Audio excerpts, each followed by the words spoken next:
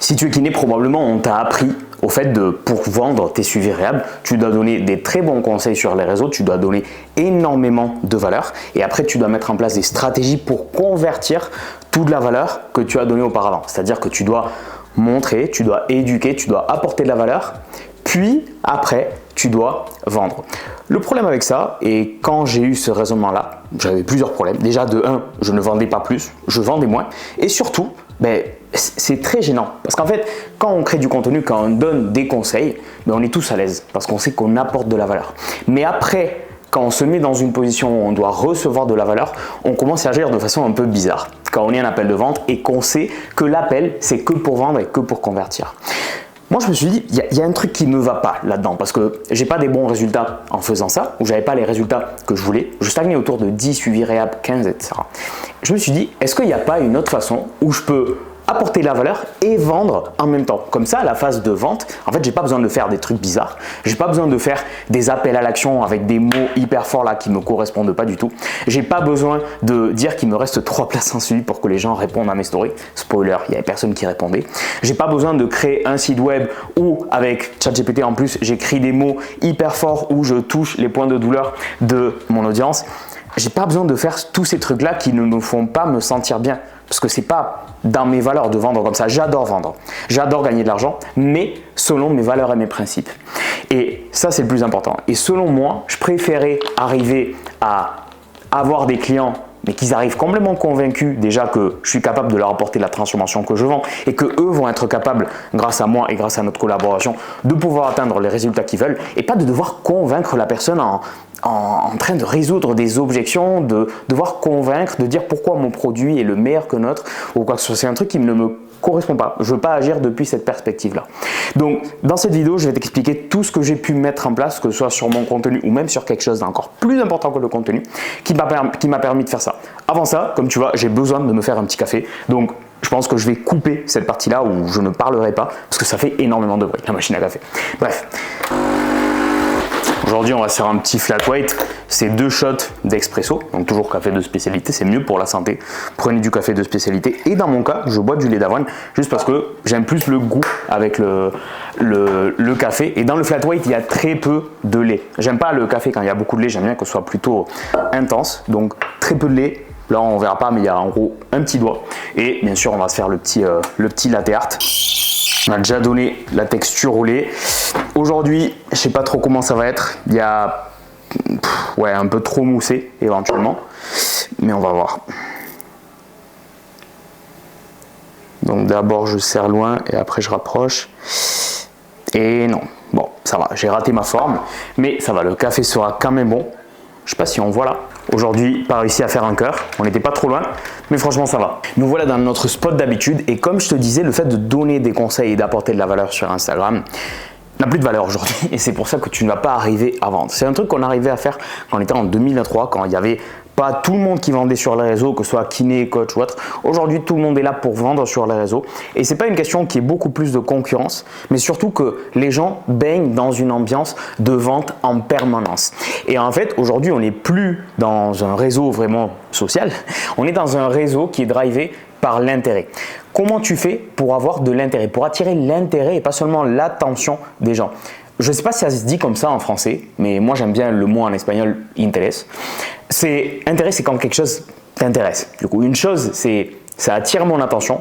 Là, par exemple, il peut y avoir, je sais pas, un hélicoptère qui attire mon attention là, qui passe devant moi, parce que parfois j'ai des hélicoptères qui passent pas à côté de chez moi, mais que je vois facilement de chez moi, mais ça ne va pas attirer mon intérêt. Un intérêt, c'est quelqu'un qui est dans une situation dans laquelle je veux être, qui a vécu un problème que moi j'ai vécu et qui a su le résoudre. En fait, c'est très important que tu montres que toi tu incarnes parfaitement ou que tes clients incarnent parfaitement si tu as déjà eu des clients. Le point B souhaité des clients que tu cibles. C'est là où tes conseils, c'est pas ok, ce conseil m'apporte de la valeur. Tu peux donner les meilleurs conseils du monde, mais le meilleur conseil du monde, il peut avoir plus ou moins de valeur en fonction de qui le dit. Moi, je peux donner le même conseil d'investissement que Warren Buffett. Par exemple, c'est le meilleur investisseur de tout le temps, d'après les gens qui sont en bourse, etc., qui se connaissent bien là-dedans. Mais personne ne va m'écouter si je te partage un conseil de Warren Buffett ou que je te partage le même conseil ou que je le dis à ma façon. Qui va m'écouter? personne parce que je ne suis pas un bon investisseur. C'est normal. Il faut que tu te vois un peu comme ça. Comment je fais pour devenir un référent pour mon audience, quelqu'un qui est perçu, qui est admiré comme une inspiration pour mon audience et pour les gens chez qui je veux résoudre leurs problèmes. C'est là où tes conseils ne seront pas du tout perçus pareil. Et on en parlait hier avec les élèves d'Elite Physio en live. C'est pas du tout la même chose. Donner un conseil de regarde, si tu as mal au genou, fais cet exercice. Regarde, j'ai aidé cette personne-là qui avait des douleurs chroniques au genou à ne plus avoir mal. Regarde ce qu'on a mis en place. Et là, potentiellement, tu peux parler de l'exercice. Ou si tu n'as pas eu de client, peut-être toi, il faut que tu incarnes parfaitement ça. Regarde, la plupart des élèves de mon accompagnement, ils incarnent parfaitement le point B souhaité de leur audience. Dylan, il est dans l'industrie lifting. Lui, il a eu énormément de douleurs, de blessures, etc. Et je lui dis, c'est une bonne chose parce que tu as de la matière de quoi parler. Et il n'y a personne qui va penser « Putain, mais il est kiné, il s'est blessé tout le temps et du coup, c'est pas un bon kiné. » Non, au contraire. Parce que les gens qui se blessent tout le temps et qui se disent « Bon, je suis pas fait pour ça, etc. J'ai un problème, le problème c'est moi, c'est mon corps, etc. » Précisément, Dylan est la preuve que même s'il s'est blessé régulièrement, etc., lui, il arrive à chaque fois à s'en remettre et à revenir et à kiffer ses entraînements et continuer de s'entraîner. Donc, il incarne parfaitement le point B souhaité de son audience. Edouard, par exemple, il a des douleurs neuro, il sait gérer ses douleurs neuro. Même sur son compte kiné, c'est quelqu'un qui est énormément formé en neuro. Il y aurait beaucoup de kinés qui aimeraient être autant formés et avoir les résultats qu'il a avec ses clients. C'est pour ça qu'ils vont se former avec Edouard. Quand je pense à Clara qui a accouché il y a quelques mois et là elle arrive à faire du sport, pareil, elle aide des mamans à reprendre le sport après l'accouchement. Mais en fait, ça c'est le cas pour tous mes clients. Pauline, je pense à Baptiste, je pense à tous mes clients de l'accompagnement. Ils ont ça et ils montrent constamment ce qu'ils font. Et encore, je leur ai dit, ils ne le montrent pas assez. Mais moi personnellement, c'est une des choses, le fait de devenir exemplaire pour mon audience, mais tout en étant moi. Parce que moi aussi, je me suis amélioré pour devenir exemplaire. Je me suis dit, sur quoi je peux m'améliorer pour être un référent.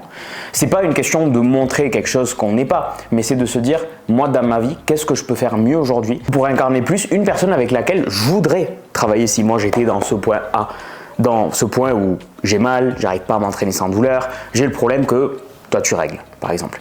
Et en fait, ça, il y a plusieurs points personnellement qui m'ont aidé. Je sais que à mes tout débuts, j'avais pas des bonnes habitudes de vie. Je ne buvais pas d'alcool, je ne fumais pas, donc ça va. Mais par exemple, c'est tout bête, mais je me réveillais à 9 h du matin, je me couchais tard. Pour moi, je n'étais pas référent sur ce point-là. Quelqu'un qui se lève tôt, qui fait sa séance tôt le matin et qui après a déjà pris soin de son corps et est bien pour précisément prendre soin de son business, de ses clients, de ses proches, de sa famille, etc. Mais d'abord, il me faut ce truc de je me lève tôt le matin avant que les autres et je commence déjà à mettre en place le travail. Il n'y a rien de bon qui se passe la nuit. Qu'est-ce qu'on fait de bon la nuit? On regarde une série, on regarde un film, on fait un... Et je ne suis pas forcément contre, mais est-ce qu'on se sent bien quand on se couche à 1 h du matin après avoir maté 3 épisodes d'une série? Personne ne se sent bien avec ça. On se sent bien quand on va se coucher tôt et on se dit j'ai fait ce qu'il fallait faire. Quand je reste pas à scroller longtemps sur le téléphone, pareil, avant c'était un truc que je me disais j'ai pas trop de clients, j'ai pas grand chose à faire, j'ai publié ma vidéo de la journée, j'ai répondu à mes quelques clients et le reste du temps je scrollais sur mon téléphone. Et je continuais de chercher des stratégies de vente, je continuais de chercher des trucs. Parfois, je scrollais sur des vidéos. Jamais eu TikTok, jamais scrollé sur des vidéos vraiment bêtes. Mais je passais beaucoup trop de temps sur mon téléphone. Non, forcément, j'avais une vie où je bossais 3-4 heures dans la journée. Donc ça a l'air trop cool, mais j'avais pas beaucoup de clients. Le reste du temps, je perdais un peu mon temps. Qu'est-ce que j'attirais? Des gens qui n'avaient pas grand-chose à faire dans la journée. Parce que, en fait, il n'y avait pas de reflet. C'est précisément au moment où je me suis dit, vas-y mon gars, tu vas travailler dur, tu vas te lever tôt le matin, tu vas t'entraîner tôt le matin. Et le reste de la journée, tu vas travailler pour développer ton business. Et tu vas documenter tout ça. C'est là où il y a des gens qui faisaient les mêmes choses, qui se levaient tôt pour s'entraîner tôt le matin, qui, à côté de ça, avaient une ambition d'un point de vue pro, ils avaient des responsabilités parce qu'ils travaillent aussi toute la journée, qui se sentent reconnus dans mon contenu. C'est exactement le type de client que je veux attirer. Pas des mecs qui, je sais pas, passent 5 heures sur leur SBD, sur leur entraînement et après dans la journée, ils font rien. J'ai pas envie d'attirer ces profils-là parce que je ne connecte pas avec eux. En fait, il faut que tu deviennes, et que tu montres, une fois que tu es devenu, tu ne vas pas montrer quelque chose que tu n'es pas devenu, la personne que tu veux attirer. Il faut que tu montres la même chose. Si tu demandes, ça c'est un truc que je faisais aussi, si tu demandes aux gens d'investir dans leur santé, de leur dire c'est important d'investir dans ta santé, etc. Est-ce que toi tu investis dans ta santé? Est-ce que là quand tu te blesses, tu te dis non mais je suis kiné, c'est bon, je vais faire une auto-réhab et l'auto-réhab finalement elle finit par traîner 3-4 mois et tu sais que tu devrais te faire accompagner, chose que tu recommandes aux autres mais que tu n'appliques pas à toi. Peut-être tu n'as pas de problème de santé, mais tu as des problèmes dans ton business. Fais-toi accompagner dans ton business, que ce soit par mois. Et ça, je ne le dis pas pour que vous faites accompagner par mois, mais au-delà du fait tu te fais accompagner par moi ou par une autre personne, fais-toi accompagner. Il faut que ce soit, je le dis à chaque fois, la personne qui t'accompagne, il faut que tu lui fasses pleinement confiance. Il ne faut pas que tu hésites en fait. Il faut que tu sois sûr de je veux travailler avec cette personne, je veux être proche de cette personne-là. Donc encore une fois, ce n'est pas pour te dire viens avec moi. Si ce n'est pas moi, m'envoie même pas un message. Si tu as une autre personne en tête, directement va lui envoyer un message et n'hésite pas. Fais l'investissement parce que c'est quelque chose qui va t'aider. Donc voilà, petit point aparté. Peut-être c'est dans un autre domaine de la vie, dans la nutrition, dans la psychologie, dans la santé mentale. C'est quoi en gros ta plus grosse problématique actuellement? Sûrement tu n'es pas en train d'assez investir par rapport à cette problématique. Si tu veux que les autres investissent sur toi pour régler leurs problèmes, parce que toi tu es spécialisé dans son problème et eux ils ont ce problème-là, il faut que toi tu investisses dans les principaux problèmes que tu as dans ta vie. C'est comme ça que tu crées de la cohérence et qu'après, en appel de vente, comme toi tu sais que tu es quelqu'un qui investit et c'est normal d'investir, je me détache un peu de seulement le matériel et de l'argent et de l'avoir sur mon compte en banque, etc. C'est important d'avoir une sécurité d'un point de vue financier, mais le reste, l'argent, c'est aussi pour l'utiliser, pour régler les problèmes qu'on a et pour continuer d'avancer dans notre vie. Il y a des choses plus importantes que l'argent, comme le fait d'avoir une bonne santé, comme le fait de bien manger, comme le fait de pouvoir grandir dans son business, qui potentiellement, on va rentabiliser notre argent, etc. Il y a des choses plus importantes dans la vie que ça. Donc, en fait, quand tu te places depuis cette position, tu n'as plus de problème à dire que tu vas à 600 € le trimestre et un appel de vente, tu n'as aucun problème à éventuellement résoudre les objections, mais humainement. Parce qu'en fait, toi, tu sais que tu as investi dans ta santé, ça t'a fait du bien. Et tu sais que si l'autre personne investit dans sa santé, ça va lui faire du bien. Donc tu sais que c'est du gagnant-gagnant parce que tu as déjà vécu ça, parce que tu as déjà fait l'investissement. Si tu ne le fais pas, si tu n'investis pas suffisamment dans ta santé ou dans ton business ou autre, c'est là où tu te sens un imposteur parce que tu demandes aux autres de faire quelque chose que toi tu ne fais pas. Et c'est là où est le problème. Et ensuite, il faut que tu fasses tout ce que tu dis à tes clients de faire, pas seulement en termes d'investissement, mais si sur Instagram, et ça tous les kinés on le fait, de dire il faut continuer de faire sa réhab tout au long de l'année, pas attendre qu'on soit blessé, il faut travailler sa mobilité, etc. Pourquoi personne montre le travail de mobilité qu'ils font en story? Genre, vous dites ça, vous devriez faire le travail de mobilité tous les jours. Moi, par exemple, je n'ai jamais dit ça, le fait de travailler la mobilité, etc. Je suis plutôt pour le fait de faire des exercices d'assistance, faire des exercices de renfort, où on varie les différentes amplitudes, etc. Où il y a des rotations, ou d'autres mouvements différents qu'on fait par l'entraînement. Mais du coup, je le montre. Parce que c'est ce que je fais. Mais avant, pareil, je ne le montrais pas assez. Et même, je ne le faisais pas assez sur mon entraînement. Moi aussi, j'ai été imposteur. Et c'est pour ça que je ne vendais pas. Mais c'est là où j'ai compris qu'en fait, je n'avais pas un problème de vente ou d'être plus stratégique ou autre. J'avais un problème d'identité parce que je n'incarnais pas un modèle, un référent pour mon audience. Je n'étais pas admirable pour eux. Et ça ne veut pas dire être parfait. Ça ne veut pas dire être un athlète super fort. Ça ne veut pas dire que je dois squatter 300. Non. Tu vas être modèle via les actions que tu réalises, pas via les résultats que tu as et qui tu es. Forcément, si tu as un bon physique, si tu as tout ce que les gens veulent avoir en termes de performance, de résultats, c'est encore mieux. Mais les actions, c'est la base.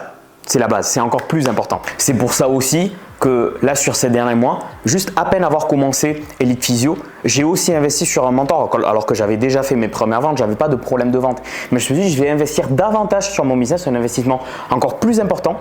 J'avais déjà investi sur mon business en réhab, donc proche de 7 000 € en tout depuis le début quand même, sur plusieurs accompagnements, formations, etc. Et là, avec mon mentor, j'investis 6 000 € d'un coup, même pas pour faire plus de ventes, mais pour avoir un produit excellent et pouvoir délivrer les meilleurs résultats. C'est sur ce point-là que je voulais me faire accompagner pour être sûr que je délivre des excellents résultats à mes clients. Là, pareil, hier, du coup, j'ai payé 300 €, n'importe quoi, 3 000 € pour investir dans un accompagnement pour ma compagne qui se lance à son compte. On a pu prendre la décision déjà il y a quelques mois avant que je lance Elite Physio, même qu'elle pouvait arrêter le travail qu'elle n'aimait pas et qu'elle se lance à son compte pour vivre de sa passion.